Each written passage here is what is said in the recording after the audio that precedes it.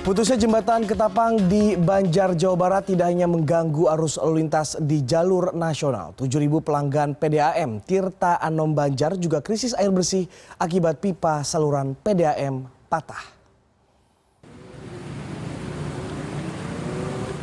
Dampak amblesnya jembatan Ketapang di Jalan Brigjen M. Isa Banjar terus meluas. Tidak hanya jalur nasional yang terhambat, 7.000 kepala keluarga di Banjar sudah 2 hari mengalami krisis air bersih.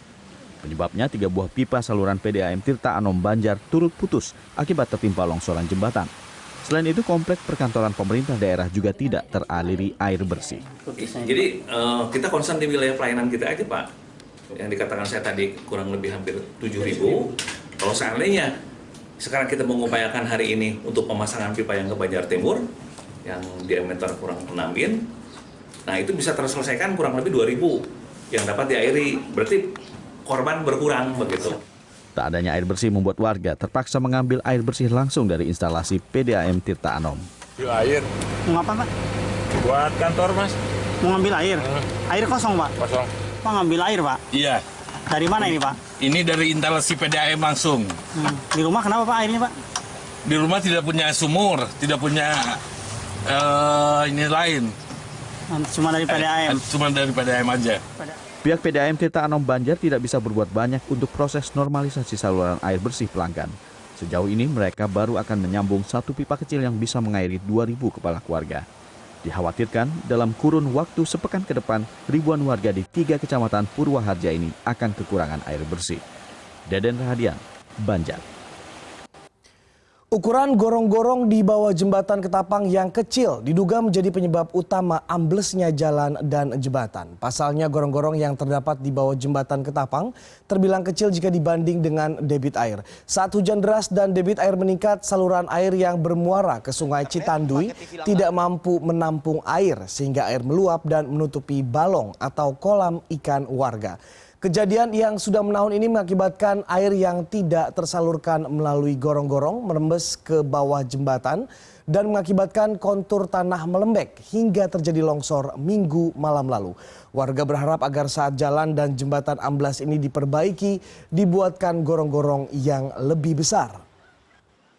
Ini dari Karang Panimba yang satu ya, yang Janis ini dari arah Purwaharja. Dari Purwaharja ke sini. Kalau misalnya hujan gede, debit airnya tuh gede sekali ke sini. Nah, kemarin kan gorong-gorongnya di sini cuma ada gorong-gorong. Gorong-gorong diganti sama gorong-gorong, bukan ada gorong-gorong. Tadi awalnya kan bes. Ini teres gede, tapi setelah longsor di sini diganti sama gorong-gorong. Gorong-gorongnya kecil, jadi tiap ini kan banyak sampah gitu, cepat mempet gitu. Ini udah lama jadiannya ini. Bukan setahun 2 tahun gitu. Masalahnya. Sekarang kita ke Pangandaran. Terputusnya jembatan Putra Pinggan yang merupakan akses utama dari Banjar menuju Pangandaran mengakibatkan aktivitas ekonomi terganggu. Bupati Pangandaran JJ Wiradinata mengungkapkan banjir bandang dan terputusnya jembatan menuju Pangandaran membuat pasokan bahan pokok dan bahan bakar minyak di Pangandaran terganggu. Kejadian ini luar biasa, menghambat berbagai kegiatan yang ada. Ekonomi terhambat, ya. Akses keluar ke dalam Panganan terhambat, para wisata terhambat, ekonomi terhambat, pembangunan juga terhambat, ya. Logistik dan sebagainya juga terhambat. Ini akses. Dan untuk mengetahui perkembangan terbaru seputar amblesnya jembatan, kita telah terhubung dengan Kepala Biro Jawa Barat CNN Indonesia Muhammad Asri Rasma di Banjar dan produser lapangan CNN Indonesia Aziza Hanum di Pangandaran. Kita ke Asri Rama terlebih dahulu. Selamat pagi Asri. Kalau kita lihat pastinya aktivitas ekonomi terganggu di sana. Sektor apa yang dari pantauan Anda terlihat paling terpukul sektor ekonominya karena amblesnya jembatan di sana? Ya, selamat pagi Pangeran Punce. Ya, sebelum saya menjawab pertanyaan Anda, saya ingin menyampaikan sedikit bahwa di belakang saya Punce, di seberang sana, memang saat ini saya sedang berdiri di sisi timur dari titik amblas. Di sana adalah sisi barat titik amblas. Sedang mulai ada pengeboran, pengerjaan untuk perbaikan dari jalan yang amblas ini. Pengeboran ini merupakan rangkaian nanti sebelum melakukan penggalian oleh eskavator yang ada di belakang saya sana untuk diperbaiki lalu dibuat jembatan baru baru atau gorong-gorong baru. Nah, jika kita berbicara mengenai dampak ekonomi Pangeran Punce, sejak kejadian minggu malam lalu memang arus lalu lintas sudah diarahkan masuk ke kota Banjar. Jadi jalanan yang selama ini dilalui oleh kendaraan ini dialihkan sehingga praktis kurang lebih sekitar 1,8 km lokasi di mana longsor atau amblas ini terjadi. Warung-warung mengalami penurunan omset Punce. Mereka mengakui menurun hingga sekitar 50% karena biasanya pengendara kendaraan yang menuju ke Jawa Tengah atau sebaliknya dari Jawa Tengah menuju ke Jawa Barat itu bisa istirahat, mampir untuk makan. Namun kini tidak ada yang melalui jalan tersebut sehingga mereka mengalami penurunan yang drastis. Demikian juga dengan penginapan-penginapan yang terdapat di wilayah atau di jalur yang sedang ditutup ini Punce. Mereka juga yang selama ini menjadi penginapan atau hotel transit tidak mendapatkan tambahan pengunjung karena terputusnya akses ini. Seperti itu Punce. Oke Astri, bagaimana dengan pendistribusian air bersih di sana? Apakah sudah berjalan dengan baik atau warga masih kesulitan untuk mendapatkan air bersih? Ya Punce, memang sejak kemarin PDAM Tirto Anum juga sudah menurunkan mobil tangki yang berisi air bersih untuk didistribusikan kepada warga Banjar. Namun memang jika kita berbicara mengenai jumlah korban Punce yang mencapai 7.000 kepala keluarga, tentu ini bukan masalah yang mudah untuk diselesaikan karena tangki ini tentu tidak mampu langsung melayani semua warga yang sedang mengalami mati airnya begitu. Namun selain adanya bantuan dari PDAM setempat, warga juga sudah mulai mencoba alternatif lain yakni ke sumur.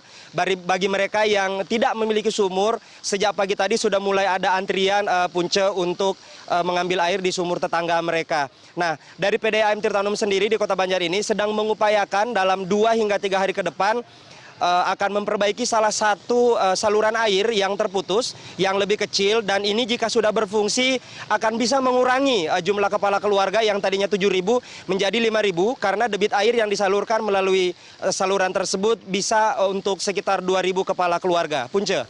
Baik Astri Rama, ditahan dulu, kita bergeser ke Pangandaran. Sekarang sudah ada produser lapangan CNN Indonesia Aziza Hanum. Selamat pagi. Hanum, Pangandaran ini terkenal akan sektor pariwisatanya. Bagaimana efek dari amblesnya jembatan di sana terhadap sektor pariwisata di sana? Baik Punce, selamat pagi. Memang benar sekali Pangandaran ini dikenal dengan pariwisatanya, dengan pantai yang begitu indah. Dan akibat dari musibah amblesnya jembatan Ciputra Pinggan ini memang memberikan efek begitu untuk wisatanya. Namun kemarin waktu saya konfirmasi ulang ke Bupati Pangandaran JJ Wiradinata, beliau mengatakan bahwa keberadaan jalur selatan ini sepertinya menjadi jawaban sementara untuk para wisatawan yang ingin tetap berlibur ke Pangandaran untuk tidak mengendurkan niat mereka, karena memang sebenarnya walaupun harus agak sedikit memutar tapi mereka masih tetap bisa berlibur ke Pangandaran. Dan berbicara tentang amblesnya jembatan ini sendiri Punce, memang usia 45 tahun dikatakan belum terlalu tua untuk ukuran sebuah jembatan, apalagi ini berbahan dasar beton, dan memang ini murni karena serangan banjir bandang dan juga rob yang ada di Sungai Ciputra Pinggan. Dan untuk itu memang kalau berbicara tentang jalur wisata ini dikatakan agak tidak berpengaruh. Jadi siapapun yang ingin tetap datang ke Pangandaran, ingin berlibur, tetap bisa untuk berwisata ke sini Punce. Oke Hanum, bagaimana dengan distribusi mungkin kebutuhan pokok warga masyarakat di sana, kemudian juga BBM, apakah ini juga terganggu?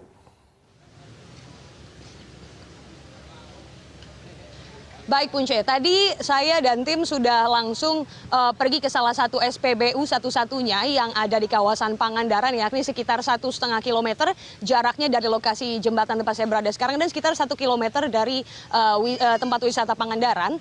Tadi untuk persediaan Pertamax, solar dan juga Pertalite sudah tersedia kembali Punce. Memang kemarin sempat langka begitu 1-2 hari dan hari ini stoknya sudah penuh kembali. Dan untuk persediaan sembako sendiri karena jalur distribusi ini terputus, memang kembali jalur selatan ini bisa dimanfaatkan oleh para pemasok dan juga para pelaku ekonomi untuk mengalirkan usaha mereka untuk membawa sembako mereka. Ya, lalu juga warga di sini telah menyediakan telah bekerja sama begitu maksud saya. Jadi ada salah satu rel kereta yang sudah tidak terpakai, lalu warga dan polisi juga TNI patungan begitu Punce. Jadi tidak ada dana dari masyarakat, tidak ada dana dari pemerintah maksud saya yang diberikan pemerintah. Mereka membeli kayu-kayu balok untuk membangun jembatan penyeberangan yang hanya bisa dilewati oleh motor. Jadi banyak bahan sayur-sayuran, lalu juga hewan ternak bahkan yang dibawa lewat di jembatan rel kereta ini untuk mendistribusikan barang-barang kebutuhan ekonomi warga di sini dan sekitarnya, Punce. Oke, baik, terima kasih Aziza Hanum. Sebelumnya ada Astri Rama, masing-masing dari Jawa Barat. Terima kasih atas laporan Anda.